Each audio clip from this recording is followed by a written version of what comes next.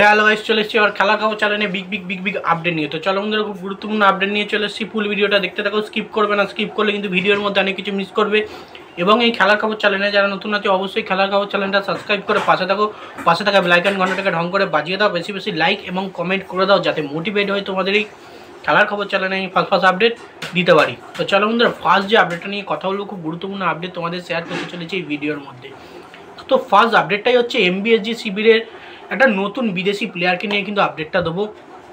সেই বিদেশি প্লেয়ারটা কিন্তু এর আগেও কিন্তু মোহনবাগানে খেলে গেছে। সেই প্লেয়ারটাকে নিয়ে কিন্তু প্রচুর পরিমাণে জল্পনা কল্পনা চলছে। তো বেসিক্যালি বলা হচ্ছে যেটা, এমবিএসজি শিবিরে হুগো বুমোস নাকি আবারও ফিরতে চলেছেন। তোমরা বেসিক্যালি জানো, ইদানিং সময় ভারতে কিন্তু হুগো বুমোস নেই। হুগো বুমোস কিন্তু ওড়িশা এফসি প্লেয়ার ছিল। ওড়িশা এফসি কিন্তু দলটা পুরোপুরি উঠে গেছে। এখনও পর্যন্ত কোনো রকম ওড়িশা এফসির প্র্যাকটিস সেশন থেকে শুরু করে কোনো রকমই কিন্তু কিছুই হচ্ছে না, পুরো ফুল স্টপ বন্ধ রয়েছে। এবং হুগো বুমোস কিন্তু তার দেশ ফ্রান্সে সে কিন্তু চলে গেছে। তো বেসিক্যালি প্রবাবলি বলা হচ্ছে, যেহেতু এখন হুগো বুমোস ফ্রি এজেন্ট আছে, হুগো বুমোসকে আবারও কিন্তু মোহনবাগান শিবিরে ফেরানো হবে। এখনও পর্যন্ত আমার কাছে যে সমস্ত আপডেট আছে, যেটুকু আপডেট আছে, হুগো বুমোসের ওপর কিন্তু কোনো রকমই ইন্টারেস্ট শো করেনি মোহনবাগান ম্যানেজমেন্ট। বা মোহনবাগান যে বর্তমান কোচ আছে, সেও কিন্তু হুগো বুমোসকে দলে নিয়ে আসার জন্য কোনো রকমই কথাবার্তা কিন্তু কিছুই বলেনি। তো সেক্ষেত্রে কনফার্ম কিছু বলা যাবে না। অবশ্যই যদি হুগো বুমোসকে দলে নিয়ে আসা যায়, মিডফিল্ডের খরাটা হয়তো কাটানো যাবে এমবিএসজি শিবিরের। অসাধারণ হুগো বুমোস, আমরা জানি আইএসএলে দুর্দান্ত পারফরমেন্স করে আসে। এর আগে মোহনবাগানে খেলে গেছে, প্রচুর ম্যাচ খেলেছে মোহনবাগানের জার্সি গায়ে। তো ভালো পারফরমেন্স করেছে, গোল করেছে। কিন্তু হুগো বুমোসই যে কলকাতা মোহনবাগান শিবিরে যোগদান করবে, এটা কিন্তু পুরোপুরি কনফার্ম আপডেট নয়।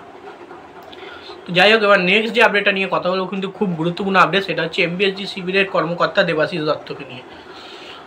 দেবাশিস দত্ত কিন্তু ভারতীয় স্কোয়াডে মোহনবাগান টিম থেকে কোনো রকমই ইন্ডিয়ান প্লেয়ার নেওয়া হয়নি, তার জন্য কিন্তু একটা বড় মন্তব্য করেছে। তো বেসিক্যালি খালিদ জামিল কিন্তু এর আগে সুভাশিস বোস আপুয়াকে, দীপক টাংরিকে দলে নেওয়ার জন্য কিন্তু কল করেছিল। এবারে কিন্তু কোনো রকমই কল করা হয়নি। তার একটাই কারণ, সেটা হচ্ছে এমবিএসজি ম্যানেজমেন্ট কিন্তু কোনো রকমই ভারতীয় টিমের জন্যে এমবিএসজি শিবির থেকে কোনো রকম প্লেয়ার ছাড়তে চাইছে না। সেই জন্যে কিন্তু দেবাশিস দত্ত বারবারই মন্তব্য করে বলেছে, ভারতীয় দলের জন্য যদি আমরা প্লেয়ার দিই, ক্লাবের হয়ে কিন্তু ভালো পারফরমেন্স তারা দিতে পারবে না, চোট আঘাতে ভুগবে। ভারতীয় দলের হয়ে জার্সি গায়ে খেলতে গেলে কিন্তু আমাদের প্লেয়াররা চোট পেলে কিন্তু প্রচুর পরিমাণে আমরা দেখেছি ম্যাচেস মিস করে।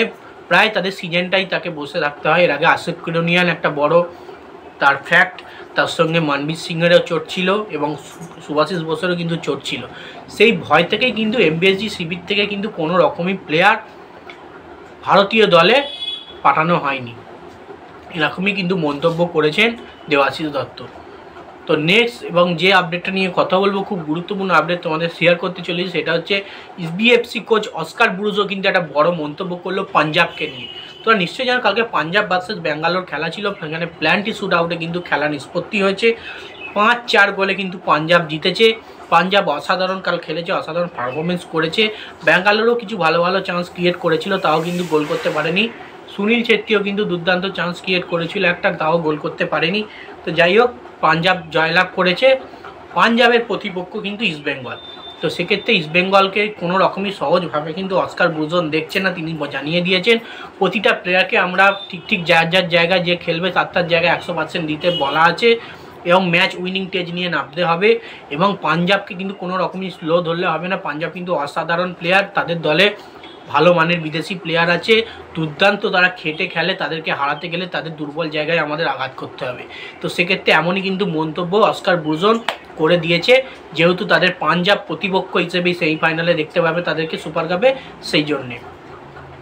এবং লাস্ট এবং যে আপডেটটা নিয়ে তোমাদের সঙ্গে কথা বলবো, খুব গুরুত্বপূর্ণ আপডেট, কালকেই কিন্তু সুপার কাপের সেমিফাইনাল এবং ফাইনালের শিডিউল ঘোষণা হয়ে গেছে। অনেক অপেক্ষার পরে কিন্তু শিডিউল ঘোষণা হয়ে গেল। সুপার কাপ তোমরা কিন্তু সেমিফাইনাল দেখতে পাবে 4ই ডিসেম্বর এবং সুপার কাপ ফাইনাল হবে 7ই ডিসেম্বর। তো 4ই ডিসেম্বর তোমরা দুটো সেমিফাইনাল দেখতে পাবে, সকাল মানে বিকাল সন্ধ্যে করে, এবং ফাইনালটা তোমরা সন্ধ্যে 7:30 থেকে দেখতে পাবে। এবং এই খেলাগুলো সবগুলোই কিন্তু ফতোরদা স্টেডিয়ামেই অনুষ্ঠিত হবে। তো যাই হোক, দেখা যাক কে চ্যাম্পিয়ন হয় সুপার কাপ। এটাই দেখার। যাই হোক বন্ধুরা, এই আপডেট ছিল। ভিডিওটা যদি ভালো লেগে থাকে লাইক কমেন্ট শেয়ার সাবস্ক্রাইব করে পাশে থাকে। চলো বন্ধুরা, বাই, আমার নেক্সট ভিডিও